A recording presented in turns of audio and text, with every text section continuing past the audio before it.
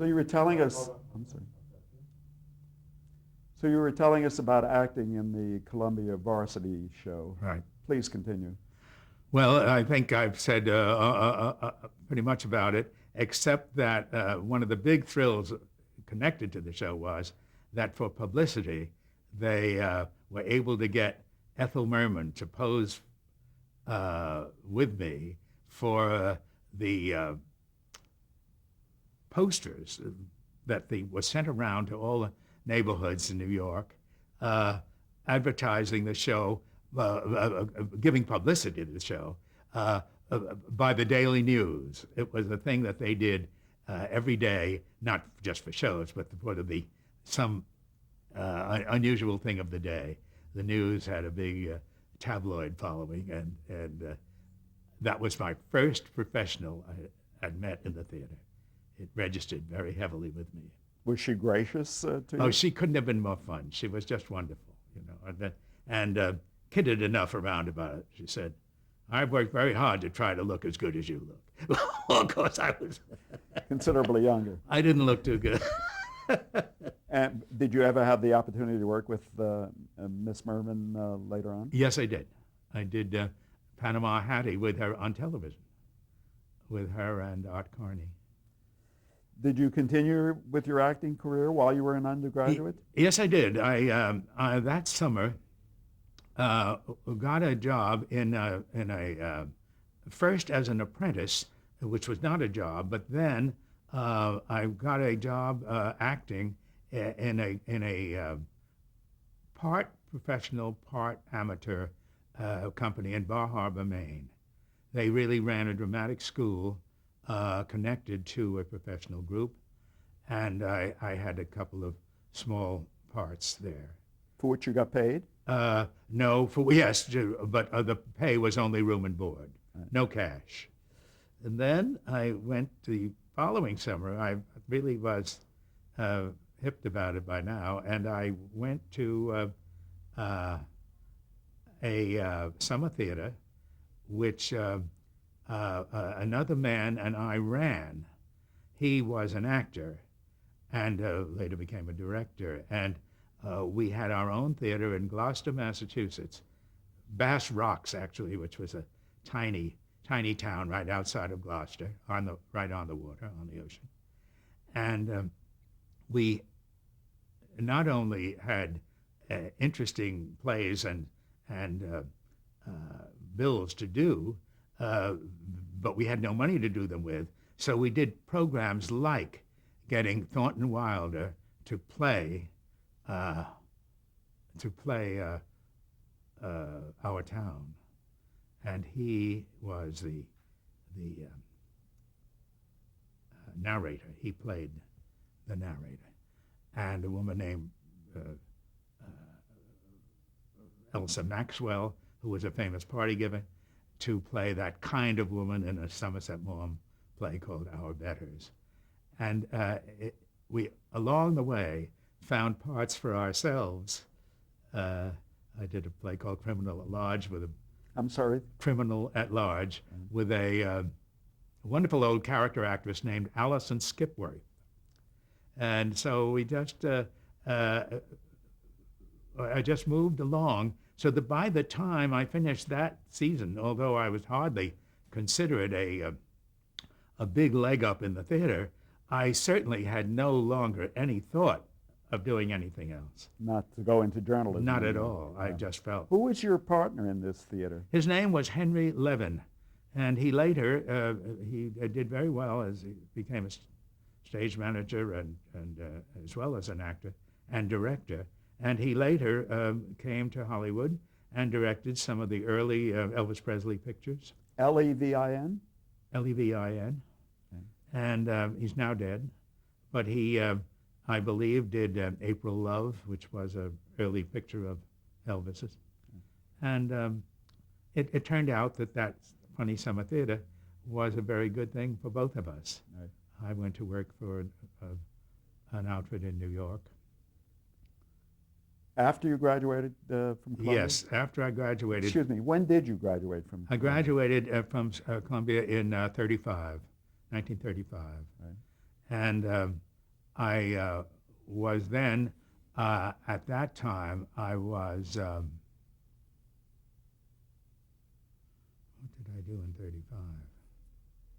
Did you immediately seek a job in the theater? Yes, I did, and I had some minor jobs, not as an actor right away at all, but I was in people's offices as a helper or a Messenger? messenger or whatever. And I know I was making $25 a week working in the office of a producer named Max Gordon. Very Actually, famous producer. Yes, he was. I actually was employed by his business manager, who was named Ben Boyer, and it was just very interesting to be in an office. It should have really changed my desire to act completely, because the hordes of young actors, men and women, girls and boys, who came in over and over daily to try to get jobs for an office that wasn't doing something. It was really a tough way. An awful lot of doors are slammed in the face. What did your parents think of you wanting to get into theater? After all, your brother was studying to be a doctor, and Yes. here you were wanting to be an actor. Well, they were nice about it. They weren't, I don't think they were terribly enthusiastic. They were sort of amused by the whole idea and thought that, maybe he's going to be able to do it. If I had had a sort of a early success, I think they would have been all for it. But they still enjoyed it. They certainly didn't do anything to stop me. And I managed to keep getting some kind of employment. What was the theater like in those days? You had been going to see plays regularly, I understand. Yes. Well, there were a lot of plays. There were many, many more than are done on Broadway today, because, well, I suppose it was still a lot of money to produce a play, even money in those days. But of course, in actual sums, it was so different than today. I mean, there's no comparison.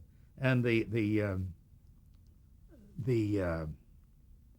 plays frequently only lasted a very short time, and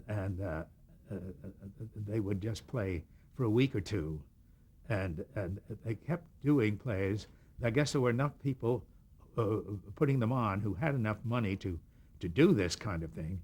Frequently, they were things that were quite literary, like about the Bronte family. It seemed to me I kept seeing plays about the Brontes, or plays that people didn't go to see. And of course, then there was its usual share of successful entertainment comedies that were done, and musicals.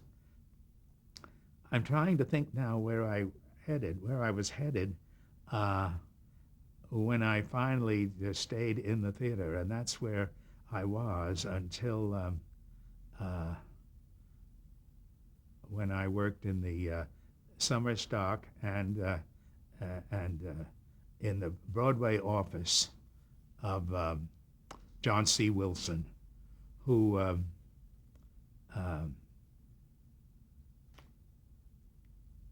was a very elegant producer, and his company consisted of his backing company, Alfred Lunt and Lynn Fontanne, and Noel Coward, and himself, so that when they raised money, those are the only people who put money in. Yeah.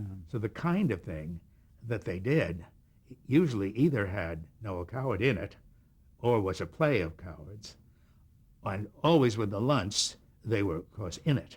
So the people, my experience at that time, although I was not fundraising, was that it was so easy to raise money for Broadway plays because people were calling his office to see if they would be allowed in, as those were considered very choice investments theatrically.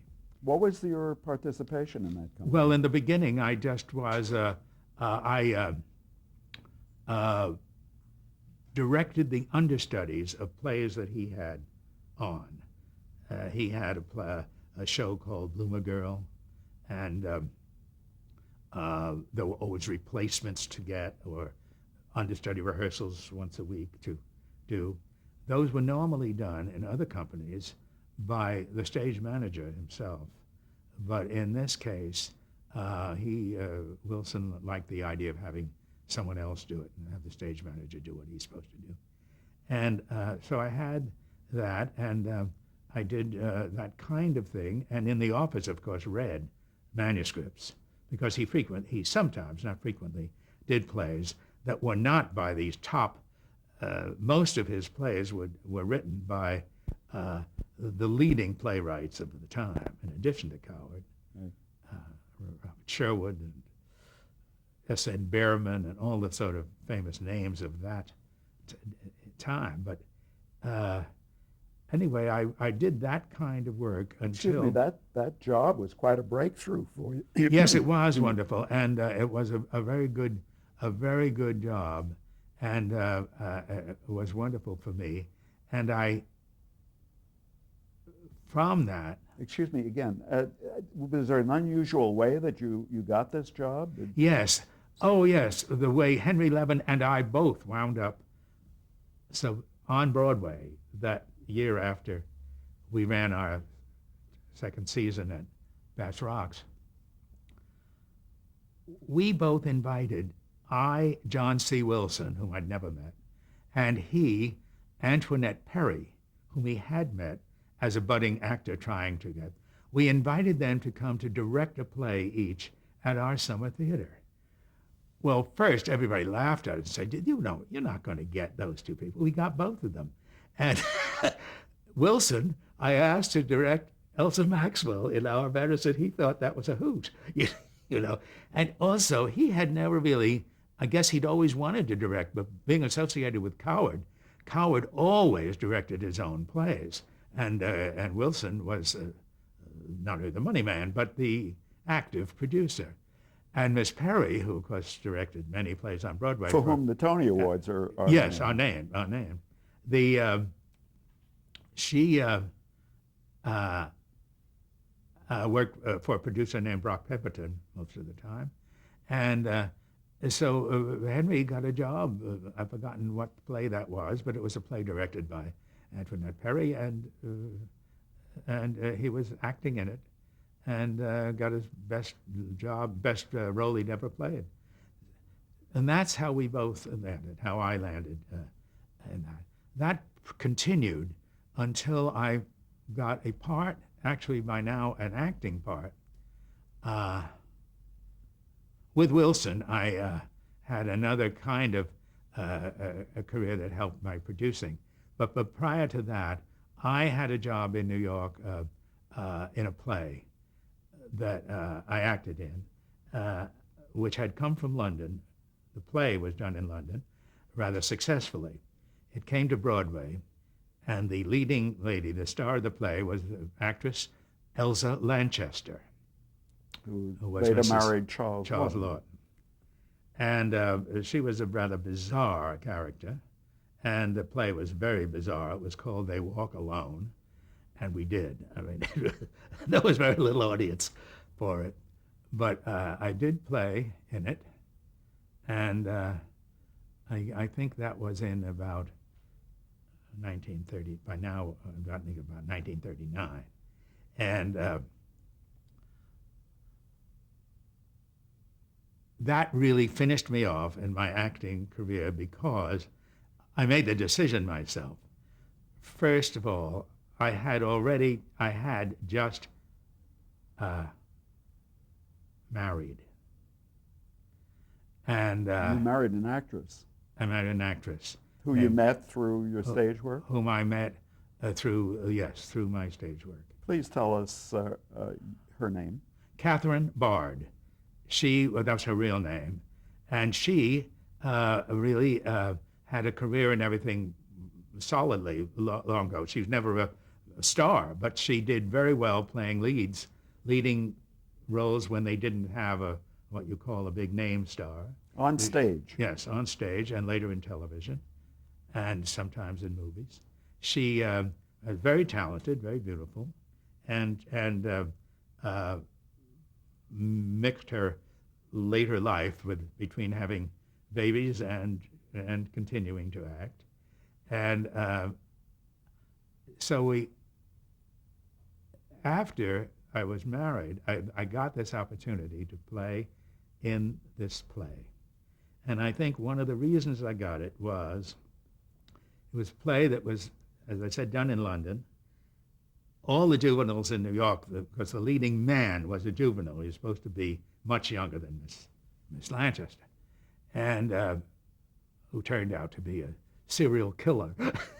So I got the job, I'm sure, in the audition, because we had a German director named Berthold Wirtel,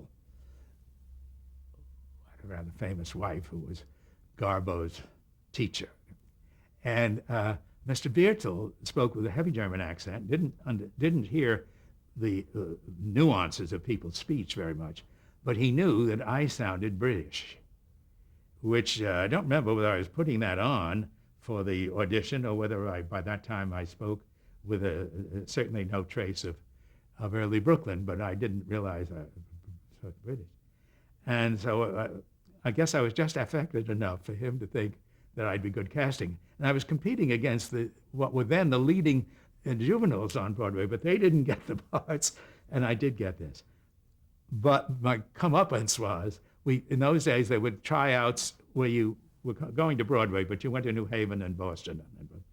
And the first performance in New Haven was reviewed not only by the professional paper in New Haven, but also by a smartass from Yale, who was doing dramatic reviews for the Yale paper. And I couldn't wait to get these reviews, and the first one I read was the Yale paper, and it said in it, terrible panning for the play, terrible, and for Elsa Lanchester. Then he got to me, and he said, in the play, which were 3 acts in those days, the old dramas were 3 acts, he said, someone named Martin Manulis is killed off at the end of Act 2 by Miss Lanchester. My suggestion for them improving this play is to have him killed off at the end of Act 1. And so I thought, rather smart aleckly. Yeah. So I thought, well, he's probably right. And by that time, my wife certainly was delighted at my decision to not act anymore. But you did open on Broadway, I take it. Oh, yes. We opened on Broadway even after that. I didn't withdraw from the play, but the play got terrible reviews. And did you recall what theater you were in? They Walk Alone. It's not important. Can't remember. Was that your only Broadway performance? Yes, I never acted again, but I directed again on Broadway. I directed several plays. Do you think your turns as an actor helped you later on when you were a director? Oh, I think so. The I directed in the theater, not on television. I just directed once, although they hired me, presumably as a director, but they were so taken with my, by then, producing experience of summer theater and the 4 years after the war that I spent at the Westport Country Playhouse as managing director, where I didn't act, but I directed some of the plays and ran the theater. I think we're jumping ahead, though, in time. Tell me about the John Drew Theater and your experience there. The John Drew Theater was a theater school, really, in that beautiful theater in East Hampton.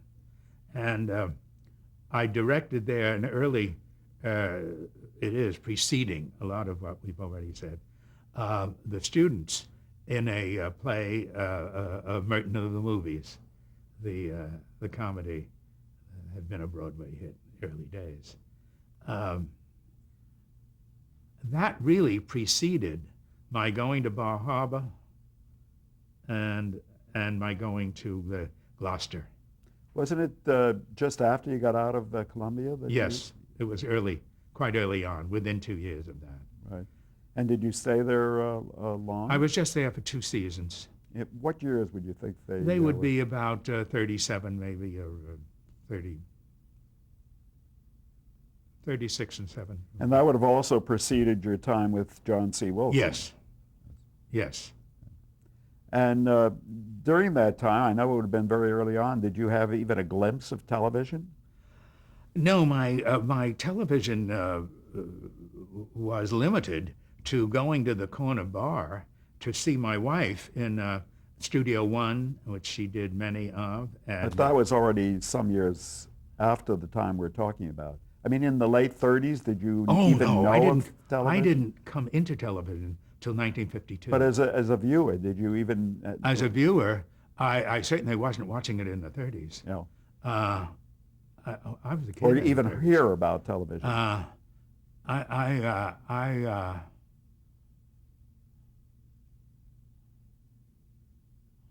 What was your first memory of it? I've told you, this is crazed. I think I have to backtrack on dates. No,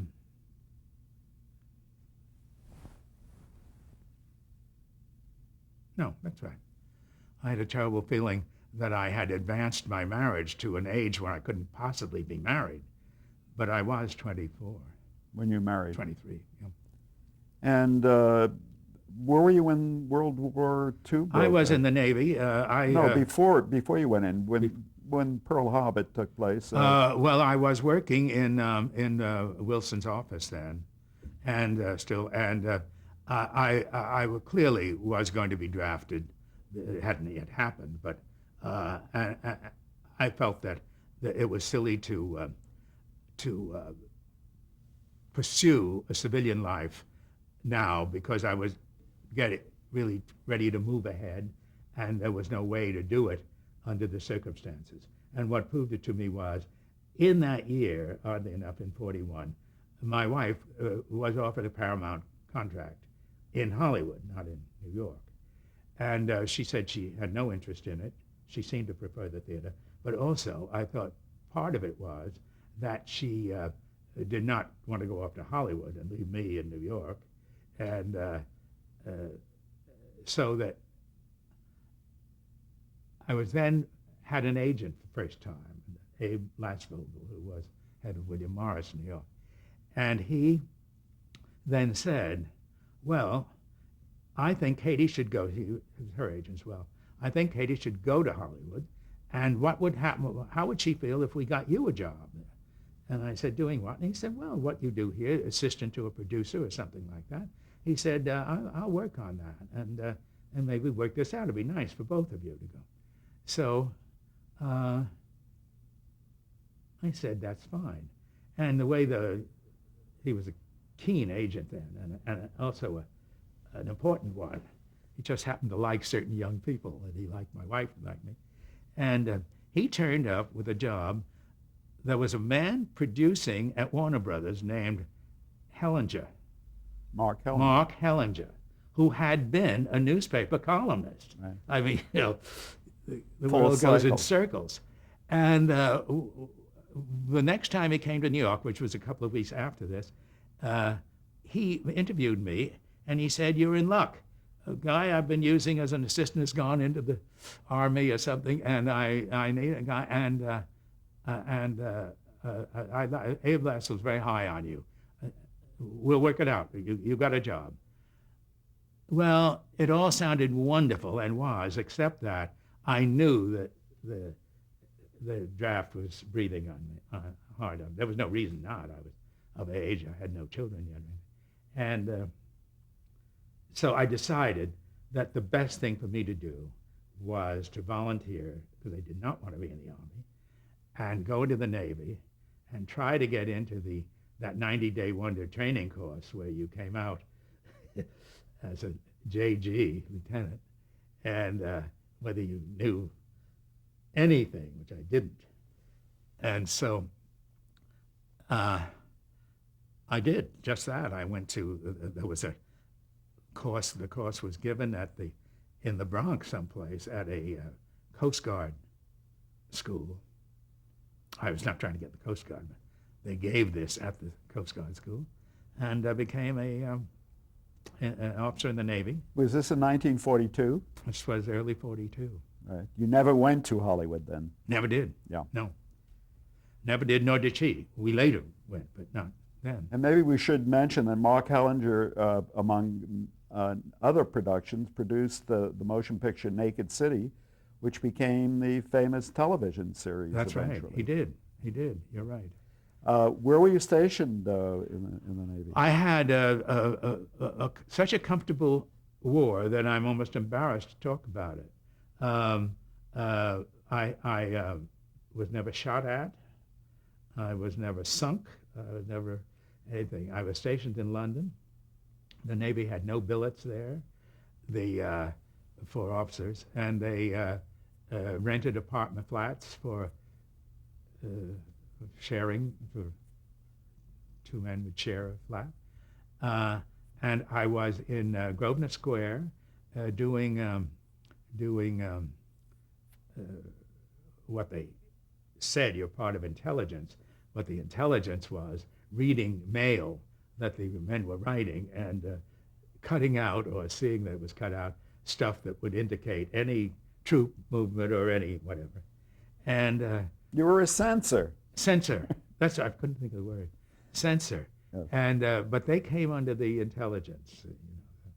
We didn't have to be very intelligent. And I was there for about 6 months, and then was transferred. Excuse me, did you go to theater while you were in London? Mm-hmm. Must have had That's a when I thriving certainly theater did, scene. because I met Mr. Coward for the first time. I had been working for him in New York, but I'd never met him, because he used to come to America to direct his shows. But while I worked for him, he could no longer come because Britain was already at war. And when we did Blithe Spirit, when Wilson produced Blithe Spirit and directed it, Coward couldn't even come to America. So Coward knew about me, of course, knew that I worked for him. But I'd never met him, and now I did. And he was playing 2 of his plays in repertory at that time in London. And he said, you must come to the theater tomorrow night, whatever. And I said, I'm dying to see you play these shows. And he said I could invite someone. I took a friend, a male friend. And there were no tickets, no seats. And the guy at the box office had said, Mr. Coward wants you to come backstage as soon as you get in. So I went back, and he said, we're sold out, dear boy, sold out, as always. But he put 2 chairs, little chairs, right in the wing, just where the audience couldn't see you, but just behind it. Okay? And we sat there and watched the whole play. So it was kind of exciting intro to London theater. And I continued to go to the theater when we could. We had like office hours. We worked in the day. Please tell us about Noel Coward. What sort of a person was he? Well, he's very different from what I think people who never met him think. I mean, he was so touted as this la-di-da kind of dilettante sort of thing, which is farthest from the truth. I mean, I don't need to discuss his sex life, which I knew nothing about, except Please, what I'd read. excuse me while we change the tape for a moment. That's a great